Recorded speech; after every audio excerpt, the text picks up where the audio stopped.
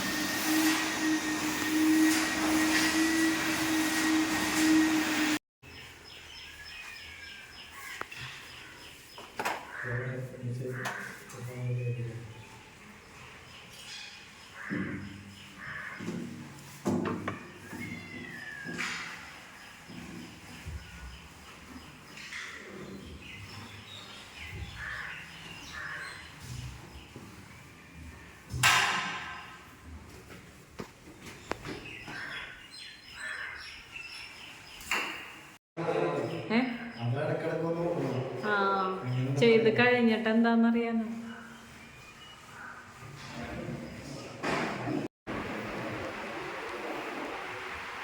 ആ സൈഡേ, ഇതിൻ്റെ സൈഡ് ചുറ്റുണ്ട്. ഇതേ കണ്ട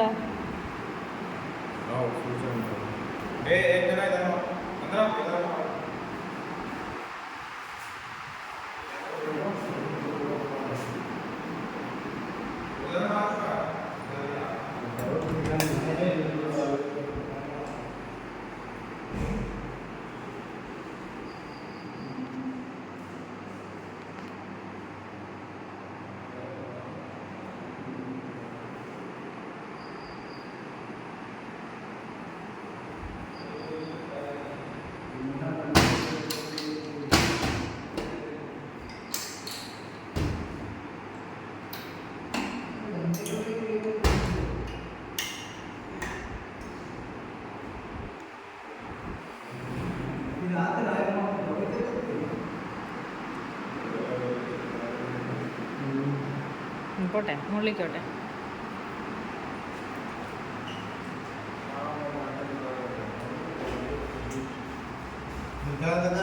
പോയിണ്ടല്ലോ. അത് നോക്കിയിട്ടില്ല.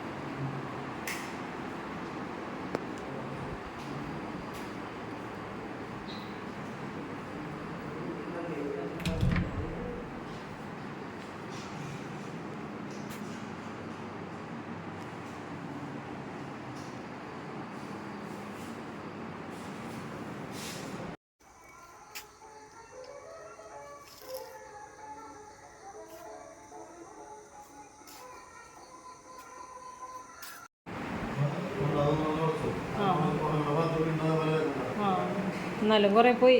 നേരത്തെ തുടച്ചിട്ടുണ്ടായില്ലാന്ന് തോന്നുന്നു. അല്ല, അവിടെ ഇങ്ങനെ ഒലിച്ചിറങ്ങിയ അടയാളമൊക്കെ ഉണ്ട്. അതൊക്കെ പോയിട്ടുണ്ട്.